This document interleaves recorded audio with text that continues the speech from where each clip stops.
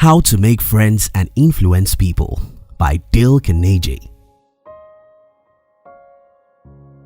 In my second year in college, I decided to contest for a political office on campus. In my part of the world, that was a big deal, as you become a famous leader of thousands of students. There were about 5 of us in the race, including the incumbent of the office we were running for. I couldn't believe it. I had about 85% of the entire votes. How did I do it? Few months before I ran for this campus political office, I read How to Win Friends and Influence People. And one of the major points in this book is remember people's name, which I practice so well by calling people by their names. When you call people by their names, they simply see you as their friends and love you for it. If tomorrow you ask for their heads, they joyfully give you. Silly me. But seriously, people can die for you if they like you. And one of the best ways to make people like you is by calling them by their names. That's the first major lesson in this book. Call people by their names. By the way, if this is your first time on our channel, consider subscribing because we'll help you to read all the world's best business books under 7 minutes. Now let's move to point 2. Over a decade ago, I was addressing a group of young people and trying to influence them to do something. There among them was a man who knew me a little better than others.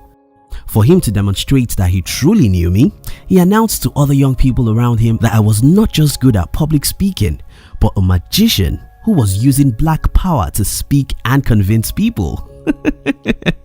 Don't mind the young guy. Here is it. If you want to make a crowd of people listen to you, use eye contact. Not just a big crowd. Whether you're speaking to 30 or 3 people, make sure you look into their eyes. Looking at people's eyes presents you as a confident and lovely person. Who on earth doesn't like a confident person? That's the second major lesson in this book. Make eye contact when you speak with people. Okay, listen to this. Did you ever see Donald Trump's handshake? Look at these pictures. Don't mind that tough guy and don't overdo it like him. The point here is people perceive you as weak if your handshake is weak. When next you want to shake hands, make it firm as this. That's the third major lesson inside this book. Let your handshakes be firm. When last did you see a group of young people arguing about football? In my part of the world, football and political arguments waste more time than any other thing except the TV. By the way, do you know that TV sets make more people poor than any invention in human history? That, by the way, is for another day. Back to the point in this book. You can't win an argument. The reason is very simple. When people make up their minds about something, they are blind to the other side of the coin. Do you think Ronaldo is better than Messi? Maybe you shouldn't argue with a fan of Messi. Do you think Donald Trump is a racist?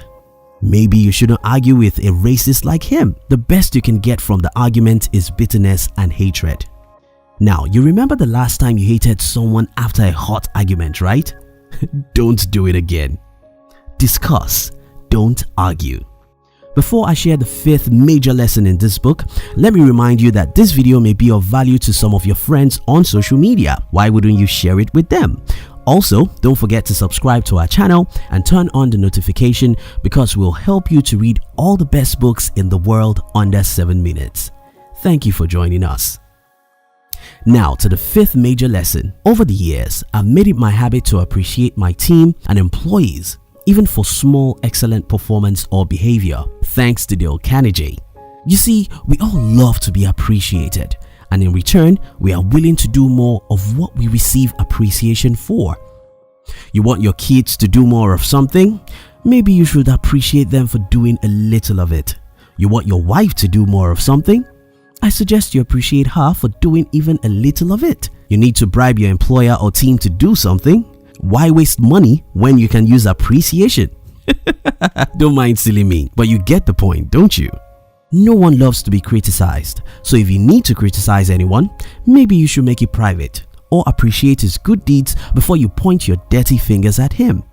That's the 5th major point in this book. Use overdose of appreciation for everyone around you, and you can influence them. If you love this summary, our team will be very happy if you can like this video and share it with your friends on social media. You can look at the description box to download my free business book, which I call The 13 Secrets School Did Not Teach You About How to Be Rich. And look at the screen now to click the next video we recommend for you. We love you.